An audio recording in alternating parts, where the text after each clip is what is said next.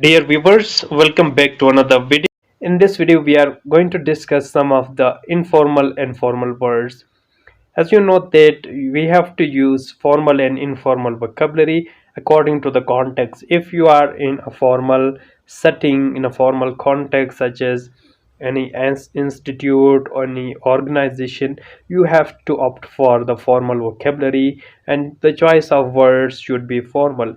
Whereas whenever you are with the friends, you have to go for the casual words, casual talk, in casual conversation, you can go for the informal verbs. So the choice of words matter a lot, and you should know what are the formal words and what are the informal words. So here is a list of informal and formal words. For example, in whenever if you are in formal context, you can use the word live. I live in a village. Whereas whenever you are in a formal context, you can change that word and use the formal version of that word, that is reside. I reside in the countryside. Hall. Although the meaning is same, live or reside, but they are formal and informal, right? Hall is informal, whereas entire is formal. The entire world, whatever the entire you are using. Blow up, that means explode. So explode is a formal word you can use in a formal setting. Thanks you can use in with your friends, and gratitude you can use in a formal setting.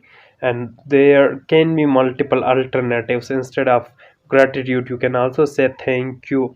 Thank you is formal, whereas thanks is informal. Worse is informal, whereas inferior is the formal one. Keep is informal, persevere is formal, dim is informal, indistinct is formal one, death is informal, whereas demise is formal one. There can be more synonyms you can use, right?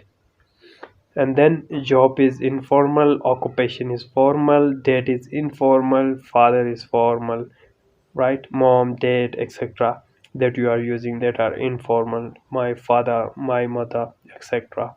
Hopeless is informal, whereas futile is formal. Call on, that is informal, and visit is formal.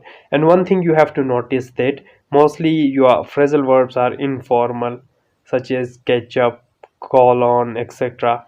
So there is a video on phrasal verbs as well. You can use them, they are very much good in informal contexts, good vocabulary. And then get is informal, obtain is formal. Apart from that, I think is informal, whereas in my opinion, I believe in my perspective, some good expressions you can use in the formal context.